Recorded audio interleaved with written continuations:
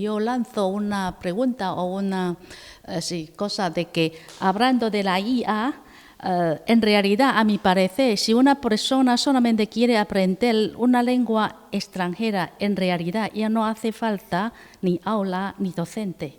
Entonces, tenemos que pensar qué sirve, ¿no?, el rol, el papel de los profesores. Incluso yo creo que también hay que reformar la forma del aula.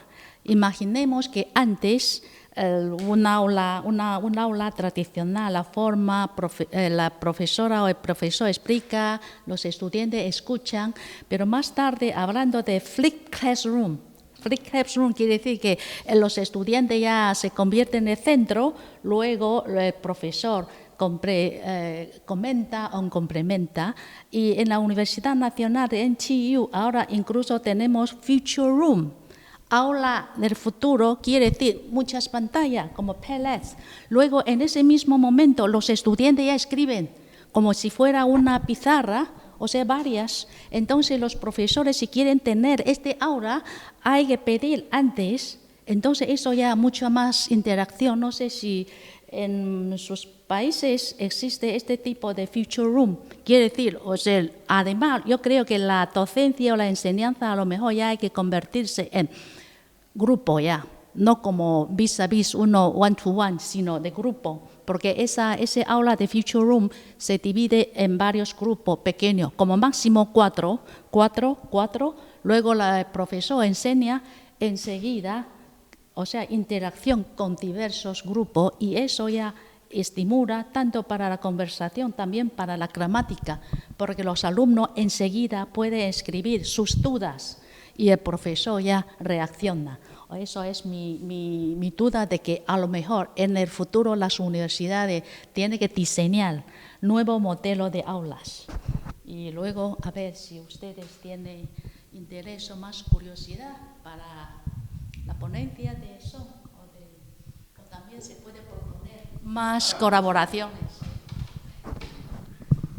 Pero este tipo de aula le costará mucho a la universidad, ¿no? Cuesta mucho. Sí, claro, cuesta dinero. Por eso, la universidad no puede ofrecer tantas aulas, solo una aula o dos aulas de este tipo, ¿no? Sí, pero yo digo a lo largo del tiempo. No hay otra manera, ¿no?, de reformar.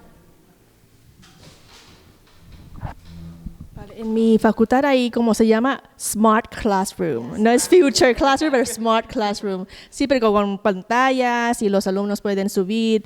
Sí, pero lo que pasa es que yo creo que no tenemos que tener ese Smart Classroom, sí que, porque ahora con tecnología, por ejemplo, con simplemente Google Doc, y cada uno cuando tiene que construir unas frases o contestar algo, podemos compartir código QR o un enlace y ellos directamente escriben y lo vemos juntos en la pantalla y lo discutimos juntos.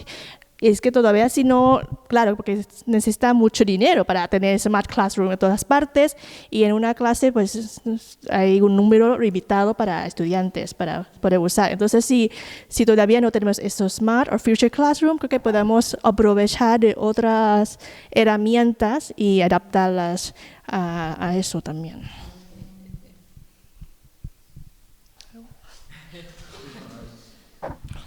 De acuerdo con lo que comenta Penipsa,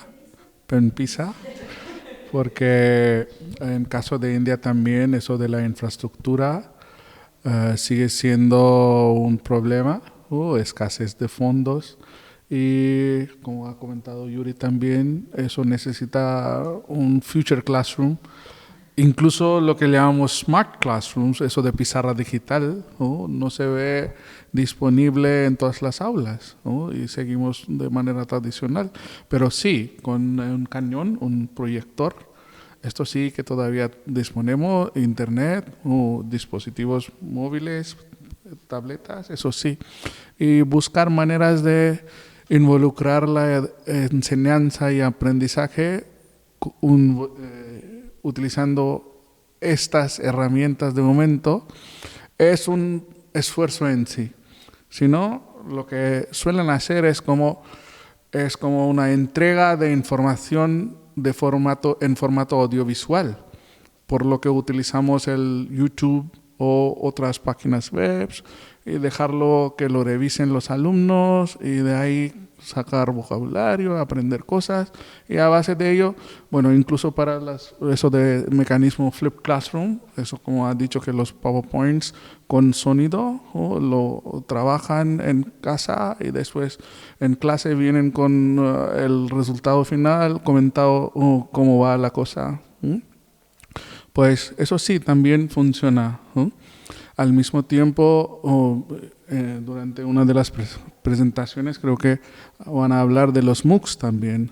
El repositorio, creo que Blázquez también ha hablado desde su asociación la existencia de un repositorio.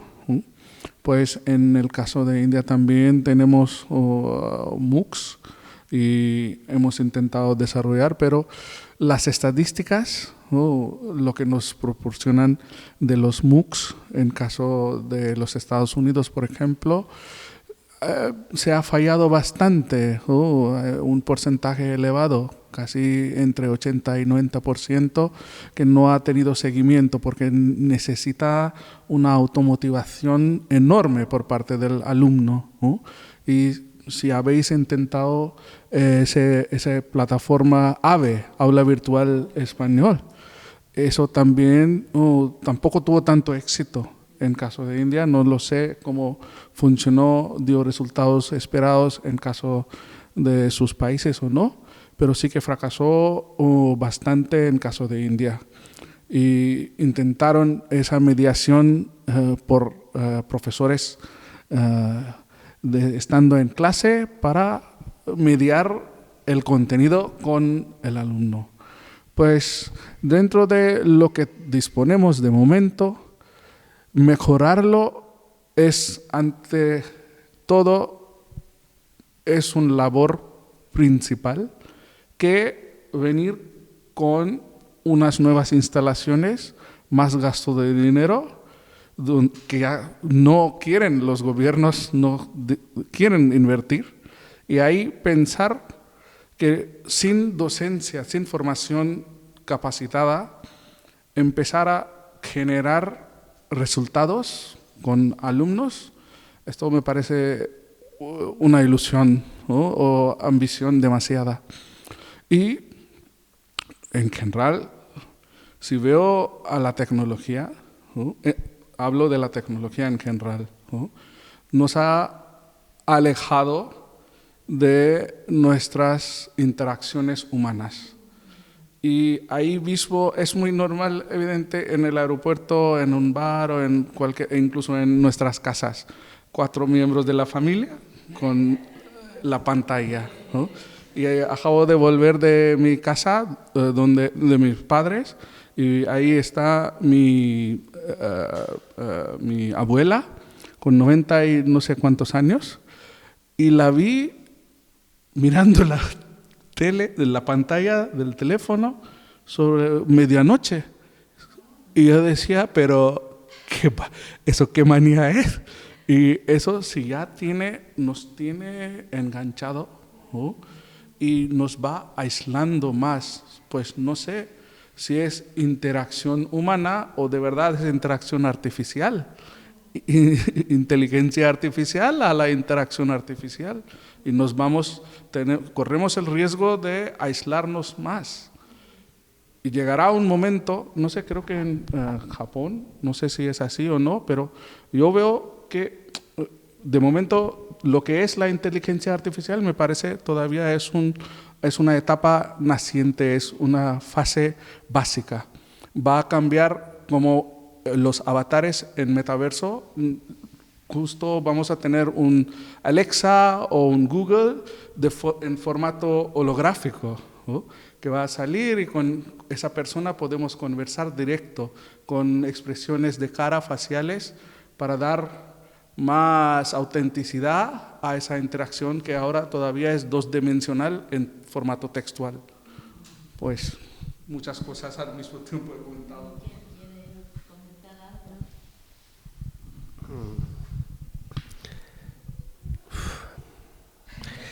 Es que, claro, para mí el gran dilema es que creo que los profesores de idiomas, como los idiomas están entendidos ahora mismo, ya no somos necesarios. Yo creo que la gente va a hablar otro idioma con un aparatito en el oído. Yo he estado en un hospital en Japón. Hablé con un médico a través de un móvil. Ellos me hablaban en japonés, yo hablaba en español y tuvimos una conversación sobre un problema médico. Yo creo que la traducción se va a realizar, por lo menos todo lo que es traducción legal, traducción de textos, proyectos, se va a realizar a través de la inteligencia artificial. Y estos modelos van a seguir mejorando. Yo creo que lo que tenemos que hacer es cambiar nuestro rol, entender qué queremos hacer. Porque yo creo que sí que somos necesarios, pero somos necesarios en esa traducción que va más allá del mero uso práctico de la lengua, literatura, todo lo que tenga que ver con sensibilidad humana. Yo creo que ahí sí que tiene mucho que decir un traductor humano. No para traducir un texto jurídico, porque al final la máquina va a ser capaz de hacer eso y lo va a hacer mucho más rápido y gratis. Sobre todo eso, gratis. Los idiomas, ¿por qué estudia la gente ahora idiomas? Para comunicarse, pero dentro de poco no va a hacer falta. ¿Realmente vamos a tener que seguir enseñando L como L? ¿O vamos a tener que centrarnos más en enseñanza de la literatura, enseñanza de la cultura, enseñanza de ese intercambio intercultural? Yo creo que realmente que estamos en un momento en el que tenemos que plantearnos nuestra profesión desde cero. No debemos ir a cómo será la clase, de qué manera, sino esto es absolutamente disruptivo y no hay más allá y mucha gente va a perder su trabajo por ello. Y los profesores de idiomas y los traductores estamos en la brecha, estamos ahí. Yo creo que tenemos que aportar algo que sea diferente. No sé si la idea va a través de la cultura, a través de la enseñanza de la literatura, a desarrollar nuestros programas universitarios en una dirección que den ese salto cualitativo que no puede ofrecer la máquina. Por eso cuando hiciste la pregunta no sé muy bien hacia dónde va la clase de idiomas. Realmente no sé hacia dónde va. Acabamos de empezar, ¿no? Porque la IA empezó en 2021, ¿no? ¿Ve? A principio, si le hace una pregunta, ¿quién es Luisa Chang? ¿Quién es Pempisa? Contesta todo lo mismo. Aquella época, pero ahora ya alimentando cada vez más.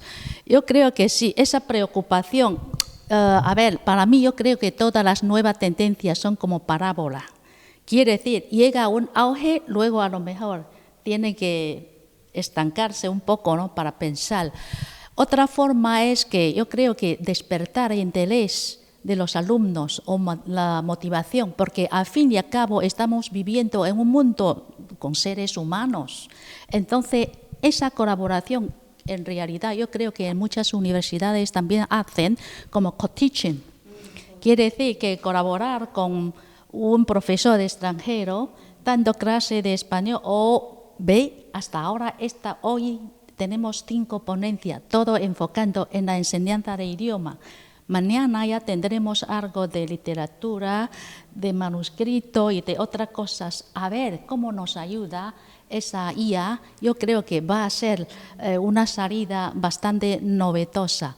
Por eso, en realidad, entre nosotros, aunque todos los principios son difíciles, ¿no? Podemos hacer algo como diseñar eso co-teaching. Quiere decir, incluso se puede grabar, Claro, grabación es luego ya a lo mejor ya un contacto indirecto, pero eso puede ser una nueva forma que yo creo que, bueno, en NTU ya llevamos muchos años, incluso en otras universidades, de que además se paga más, porque si colabora con un profesor extranjero, entonces ya para un semestre, luego ya se trata de un experimento y si resulta bien, al siguiente semestre se puede continuar Además, no es mucho peso, quiere decir, a lo mejor si invita a un profesor, a principio solamente tiene que asumir 6 clases, luego va aumentando. Entonces, la que invita, por ejemplo, si yo invito a un profesor para tal clase de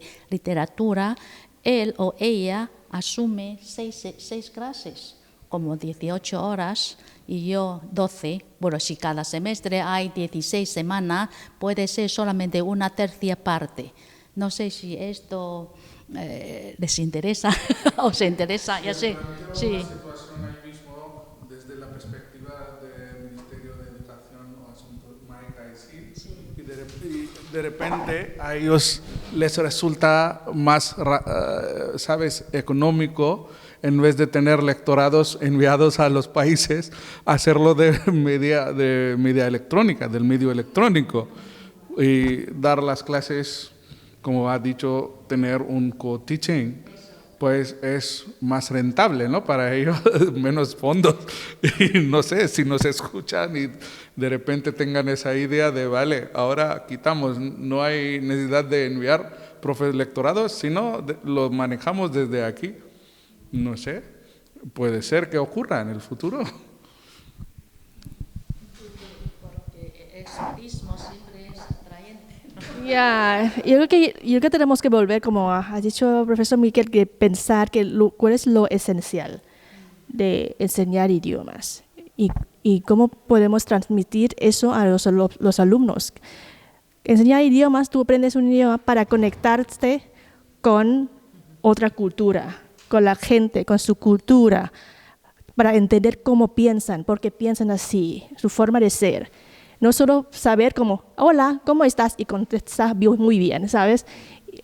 Entonces, eso yo creo que tenemos que empezar desde primeras las clases, de dar a entender a los alumnos por qué estudias ese idioma, para qué sirve. Si tú solo quieres fórmulas para ayudarte, para compras, no hace falta venir a clases presenciales ya que hay muchos cursos online o inteligencia artificial que puede hacer ese papel. Entonces, en las clases tenemos que convertirlas en algo más que eso.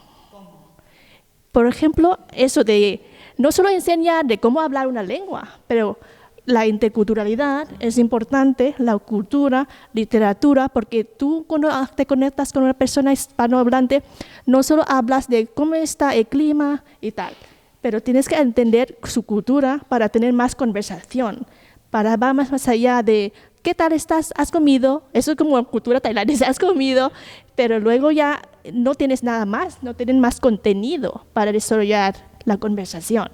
Entonces, que últimamente en universidad, por ejemplo, los alumnos tienen mucho más interés en el tema cultural y ya lo ve el idioma como un medio para explorar otros temas. Por ejemplo, América Latina tiene muchos puntos, muchos aspectos muy interesantes y muy parecidos si comparamos con la cultura tailandesa. Eso es como yo creo que tenemos que intentar que piensen para qué sirve este idioma. Y eso, cuando ya se dan cuenta de la importancia, da más importancia el proceso de aprendizaje y no el resultado final, porque el resultado final tú haces con un clic y ya tienes un texto redactado, te noto el resumen, tal. Pero el proceso no, ¿sabes? Entonces, nuestra labor es esto, que no nos centramos en solo el producto final, pero el proceso. Eso.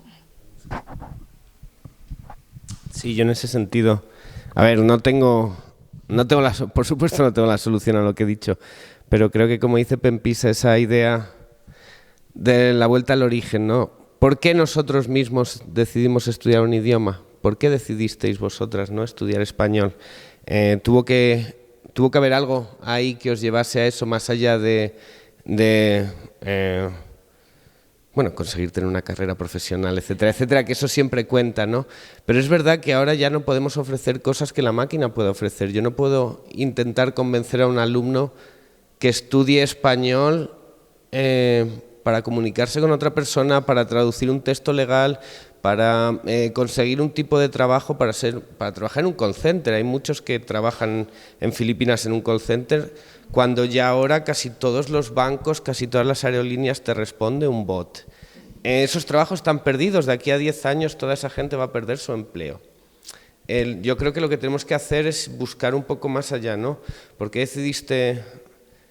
Pues el otro día yo estaba contento de saber portugués porque me permitió ver una película y entender ciertas expresiones que a lo mejor con una traducción al uso o incluso aunque hubiese sido una traducción literaria hubiese perdido a lo mejor ese nuance que...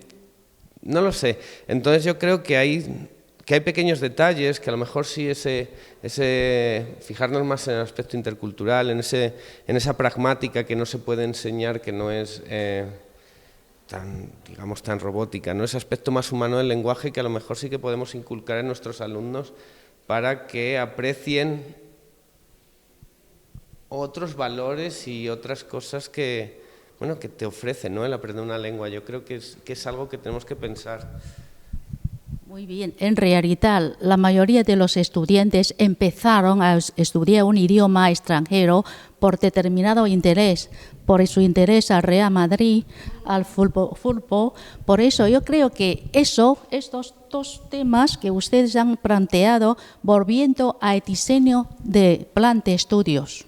Porque lo que ha dicho, eso ya puede asumir una clase de cultura, pero la clase de gramática es la clase de gramática. Hay que ver el horario, el tiempo, la semana, el plan de estudio ya. O sea, por eso yo te pregunto, ¿cómo? Todos sabemos que tenemos que intervenir, tenemos que saber enseñar. Sí. Sí. Sí.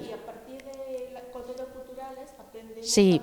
Pero yo digo que es plan de estudio. Ya todos tenemos departamento de español, cuántas horas a la semana, cuántas horas de clase, cuántos créditos. La forma, sí, la profesora puede intervenir con otros elementos, pero luego, ¿cómo se diseña? Porque tú puedes enseñar interviniendo con cultura, pero la otra profesora, luego al final, todo dice que yo quiero enseñar la cultura, no quiero enseñar la gramática, porque todos los principios son difíciles. Pero las clases, hay que ver cómo diseñar, porque hay nivel básico, intermedio, avanzado. Luego, esta mañana ha hablado de tele, ¿no? Cómo hacer la tele. Luego ya, yo creo que hay que ver, sí, a la larga, y luego diseño de programa. Y también los profesores tenemos que avanzar hacia, o sea, a compás de la IA o de la sociedad. Pues ya casi no, yo creo que ya tenemos, sí. Mañana podemos seguir o luego a tiempo, sí, ya, para brainstorming, a pensar más temas. Ya. Vale, sí. Gracias. Sí, gracias.